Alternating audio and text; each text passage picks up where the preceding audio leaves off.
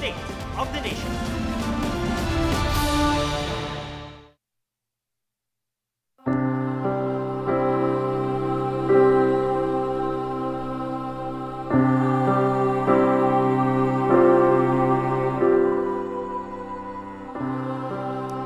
Mas marami na ang mga tao sa St. Peter's Basilica sa Vatican para masilayan sa huling pagkakataon si Pope Francis.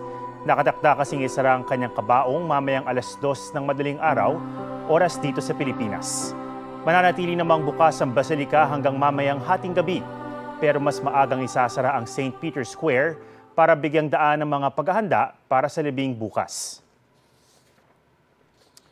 Sa ngayon, dumating na sa Rome, Italy sina Pangulong Bongbong Marcos at First Lady Liza Araneta Marcos. Halo-halo na ang mga tao sa Vatican, pati na sa paligid ng Roma, na hitik sa makasaysayang mga lugar. Damarin ang diwa ng damayan at bayanihan.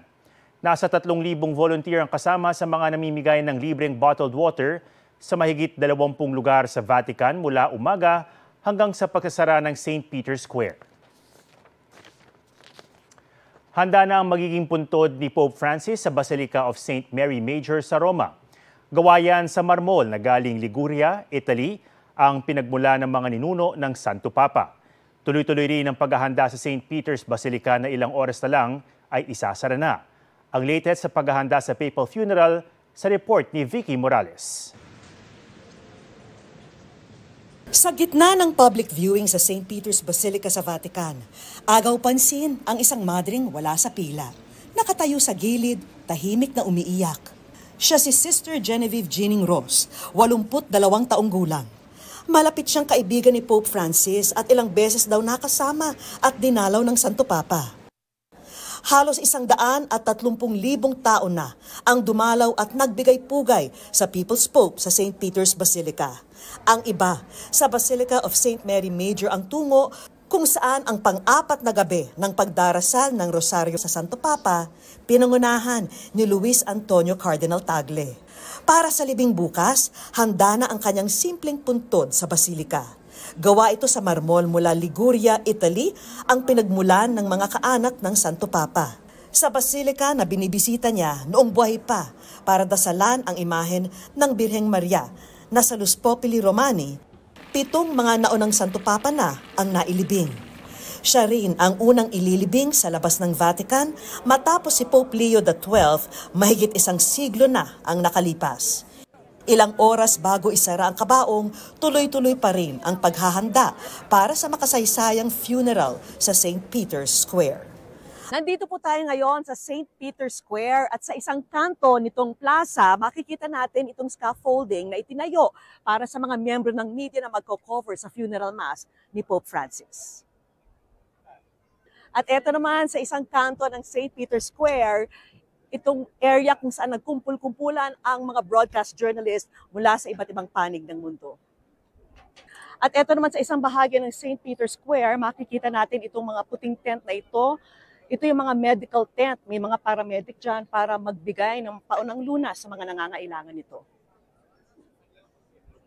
Kasama sa mga dadalo sina Pangulong Bongbong Marcos at First Lady Liza Araneta Marcos. When I met him, he's humble and kind and I feel like you're blessed with God. Abala ngayon sa pag-asikaso sa kanila ang Philippine Embassy to the Vatican na ilang hakbang mula sa St. Peter's Basilica. Masayang inalala ng mga tauhan ng embassy ang paglapit sa kanila ng Santo Papa tuwing may diplomatic functions. Kabilang na si Ambassador Myla Makahilig. The most memorable will be the time that I presented my credentials to him as the Philippine Ambassador to the Holy See. It's my first assignment as an ambassador. I had my family with me, and si Pope Francis was very kind and very generous in his time when we were presented to him. Mula rito sa Vatican City, ako po si Vicky Morales para sa GMA Integrated News. Riders sa Olongapo nagulungan ng truck. Sa General Santos City naman, patay ang isang bata dahil sa bakod na may kuryente. Yan at iba pa sa spot report ni Tina Panganiban Perez. ganito ya. Ayaw, live na. Live na. Nanawag na ako sa barangay, nanawag na ako. Gusto kayo na kurente, ayaw. Pinagkaguluhan ng mga residenteng ito sa General Santos City ang isang batang 9 na taong gulang dahil nakuryente sa bakod ng isang machine shop na may live wire. Ang magulang ng bata, hindi mapakali. Dead on arrival sa ospital ang bata na hinihinalang umakyat sa bakod para sana maglaro. Ayon sa may-ari ng shop, ang live wire ay depensa raw niya sa mga magnanakaw. Pero ayon sa barangay, bawal ang paglalagay ng kawad sa bakod kaya pinatatanggal nila ito. Di na naghabla ang pamilya ng bata. Sasagutin daw ng may-ari ang gasto sa pagpapalibing at nangakong aalisin na ang live wire.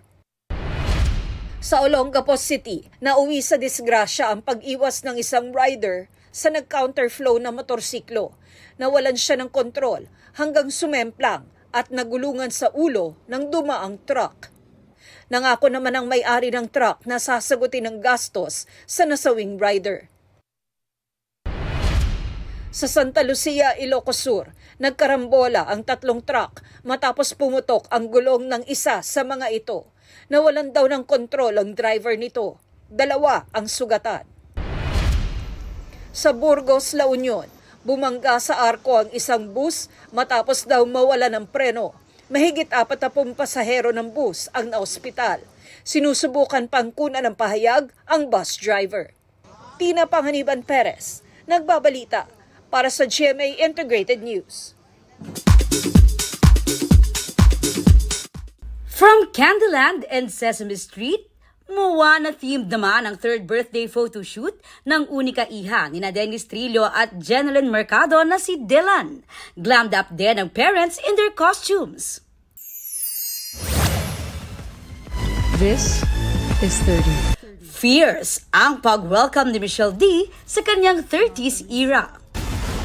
Not the end, definitely not the peak. Only the beginning. RM ng BTS at Tablo ng Epic High muling magko-collab sa bagong single. I'm proud to be a part of the LGBTQ.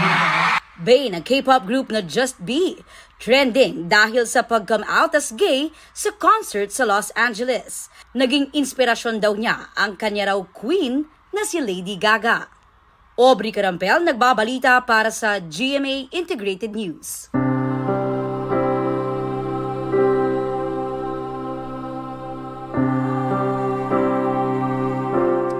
Dadalo sa libing ni Pope Francis ang Pangulo ng Argentina. Pero maituturing na irony ang kabiguang makauwi ni Jorge Mario Bergoglio sa bansang sinilangan. Ang ilang reaksyon sa Argentina sa report ni Darlene Cai.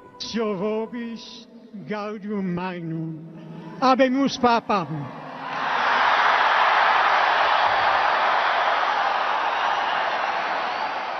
Sa buong panahong naupo si Pope Francis bilang unang Santo Papa mula Latin America, Fratelli e sorelle,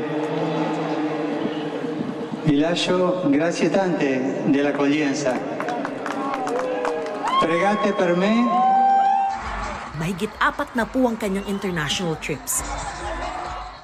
Pero hindi siya kailanman bumalik sa Argentina, ang kanyang bansang sinilangan, kung saan naging obrero muna si Jorge Mario Bergoglio, bouncer sa nightclub, janitor, chemical technician, bago tumugon sa tawag ng pagpapari hanggang naging arsobispo ng Buenos Aires.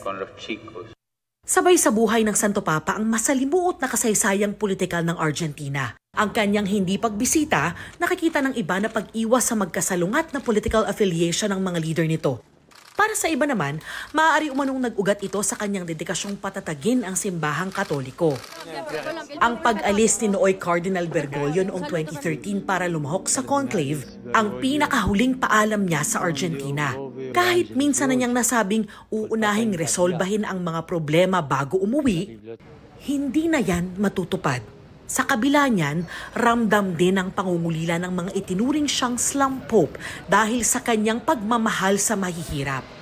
Me acuerdo que me dijo, hola monjita, yo no lo había visto, no lo había conocido, no lo había reconocido, y estuvimos hablando ahí afuera del subte unos 10 minutitos, se tomó esos 10 minutitos para para conversar conmigo y bueno, y sí, lo veía como arzobispo de aquí de Buenos Aires siempre y con mucho respeto, mucho cariño, siempre muy cercano. Yo creo que está descansando en paz, fue un enviado especial del cielo y trajo un cambio a nivel mundial en toda la iglesia y en toda la humanidad. Me reflejo y sé que el próximo Papa va a seguir el legado de Francisco. Marahil, mensahe rin ni Pope Francis para sa kanyang mga kababayan ang awiting Don't Cry for Me Argentina. Mira, este momento es un momento para dar gracias a Dios que nos regaló al Papa Francisco. Papa Francisco que nos enseñó, más que con sus palabras, con sus gestos, con su vida, que fue realmente un apóstol de la misericordia de Dios. Hindi man nakauwi sa kanila si Pope Francis, batid nilang nakauwi na siya sa piling ng may kapal. Darlene Kai nagbabalita para sa GMA Integrated News. Bago ang huling sulyap at paglilibing kay Pope Francis, balikan natin ang ilan sa masasayang alaala ng Santo Papa na tumatak sa puso ng mga tao. Sa report ni Jonathan Andal. Bilang the People's Pope, tumatak sa marami ang karisma ni Pope Francis. Yakap, halik at basbas ang salubong niya sa lahat ng lumalapit. Ipinararamdam niya ang pagmamahal sa mga may kapansanan, sa mga bata, pati sa mga sanggol. Hanggang langit niya marahil ang swerte ng sanggol na ito sa Gemelli Hospital sa Roma noong 2023 kung kailan na-admit din si Pope Francis. Ang sanggol mula Peru na si Michelangelo na ginagamot noon dahil sa skull fracture, bininyagan doon ng Santo Papa.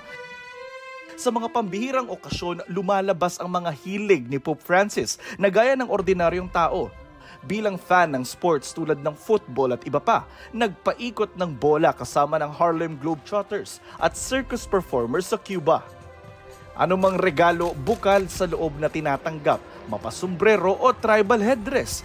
Magiliw rin kahit kay Spider-Man sa higanteng puppet at mga hayop. Kahit tigre, nilapitan niya't hinawakan. Out of this world din ang ibang nagmamahal sa Santo Papa. Blue jumpsuit ang handog sa kanya ng mga astronaut ng International Space Station. Sa kanyang 12 taon sa pwesto, di mabilang ang mga pagkakataong ipinamalas ni Pope Francis ang pagmamahal sa kapwa. Tulad ni Jesus, na wagas ang pag-ibig at inalapit ang simbahan sa madla. Jonathan Andal nagbabalita para sa GMA Integrated News. Abangan bukas ang special coverage ng GMA Integrated News sa labing ni Pope Francis.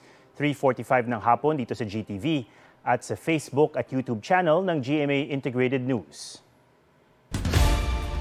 Yan po ang State of the Nation para sa mas malaking misyon at para sa mas malawak na paglilingkod sa bayan. Ako si Ato Maraulio mula sa GMA Integrated News, ang News Authority ng Pilipino. Huwag magpahuli sa mga balitang dapat niyong malaman. Mag-subscribe na sa GMA Integrated News sa YouTube.